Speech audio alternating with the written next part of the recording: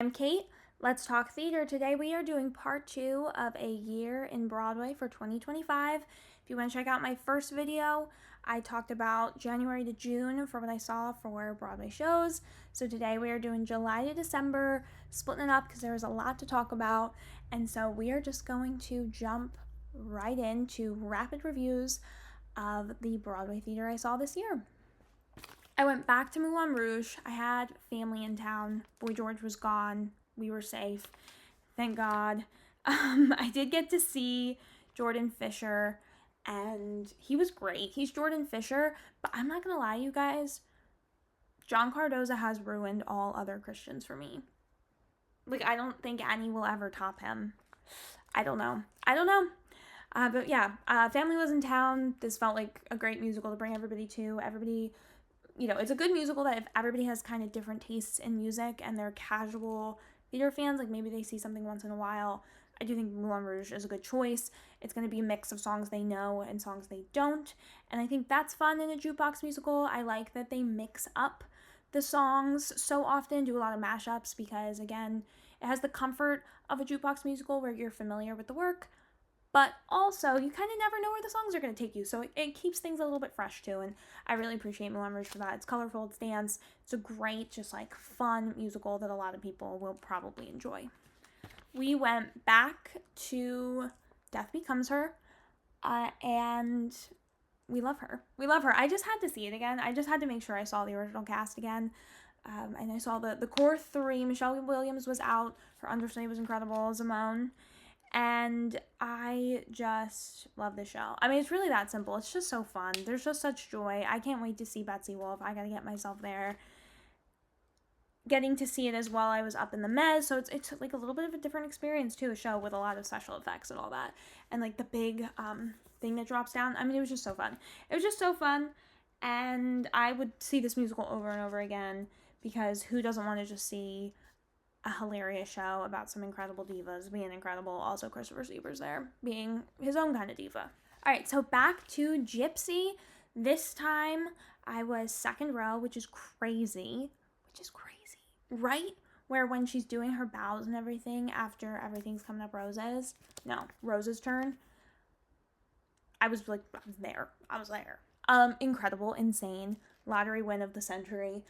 I was much more present this time. I got to really appreciate the work for what it was and look at it a little more critically, but like in a good way. Just like take in truly like all of her choices and the way in which her Rose just feels so much more grounded than any others. I am still bitter. I am one of those people that's still bitter about Nicole Scherzinger winning for Sunset Boulevard, because I think like she was crazy and big and nuts in Sunset Boulevard, and that's very entertaining, and that is a feat.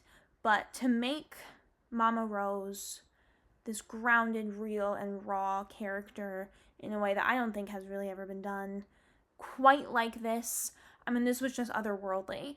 Audra McDonald felt unrecognizable to me. Like I said, never saw her on stage.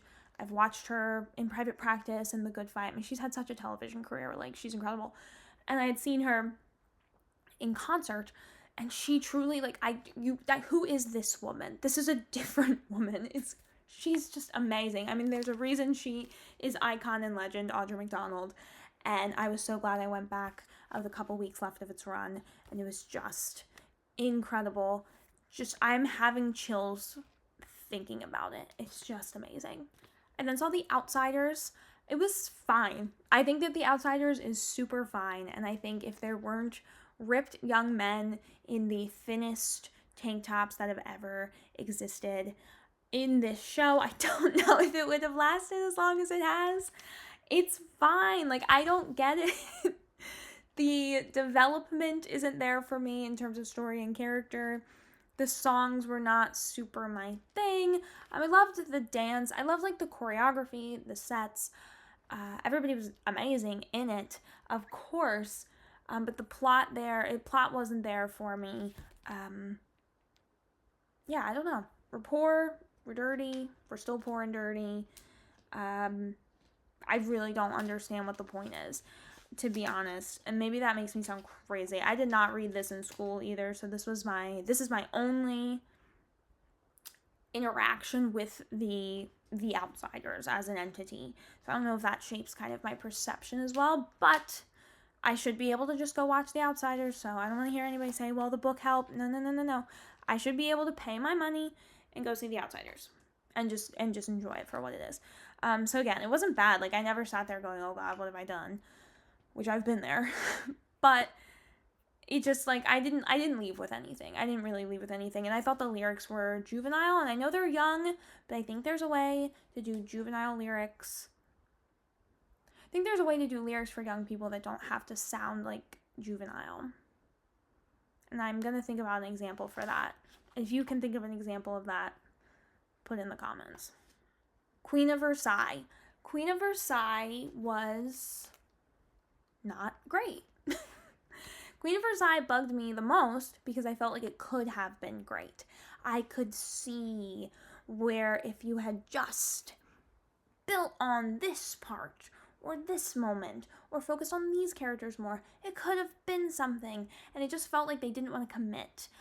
There are moments of really talking about billionaire status, wealth, disparity, the disparities of wealth, what that looks like for the different people kind of in her circle, in her orbit.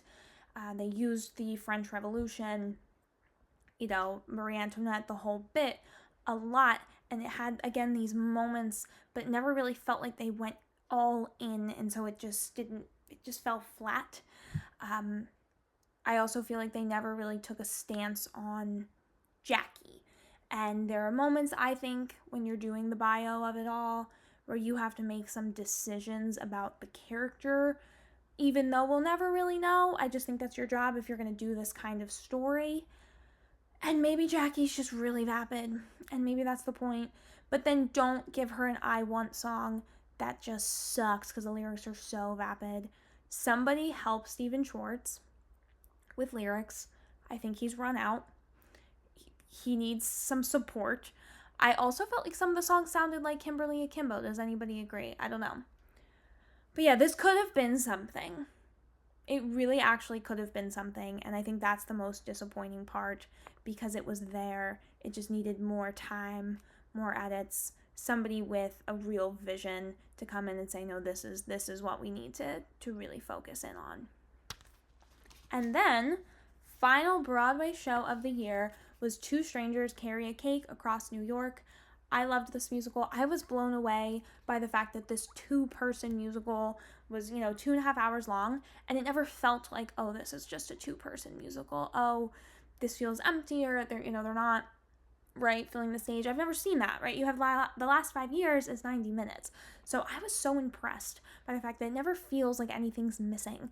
This show is so sweet. It's just like a cute, feel-good musical. Not to say that it's vapid. I think there are moments when I say feel good, I think about things that still have a little bit of tugging at the heartstrings, a little bit of hurt, a little bit of something to sit with and process and think about, but it ultimately feels human. And I really feel like this is just very grounded, very human, but man, just to be a lot of fun.